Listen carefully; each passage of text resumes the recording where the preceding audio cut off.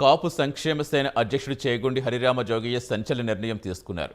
AP CM జగన్పై ఉన్న కేసుల విచారణ తిరగతోడాలని తెలంగాణ హైకోర్టును ఆశ్రయించబోతున్నారని ప్రకటించారు. సీఎం జగన్పై కేసుల విచారణ ఎందుకు పెండింగ్లో ఉందని జోగయ్య ప్రశ్నించారు. 11 సీబీఐ, 7 ఈడీ కేసుల విచారణ ఏమైందని నిలదీశారు. హైకోర్టు డైరెక్షన్ వల్లే కేసులు నమోదయ్యాయని గుర్తు చేశారు. నేతలపై ఉన్న కేసులు సత్వరం పరిష్కరించాలని సుప్రీంకోర్టు ఆదేశాలున్నాయని జోగయ్య తెలిపారు.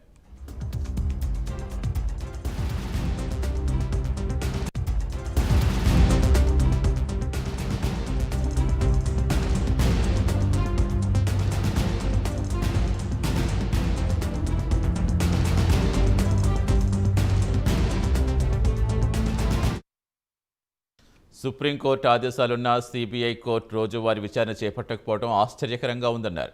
2024 సంవత్సరంలో జనరల్ ఎన్నికలు రాబోతున్నాయని, జగన్ దోష నిర్దోష అనే నిజం ప్రజలకు తెలియాల్సి ఉందన్నారు. ఈ కేసుల తీర్పు బట్టే జగన్ ఎమ్మెల్యేగా పోటీకి అర్హత ఉందా లేదో తేలుతుందని స్పష్టం చేశారు.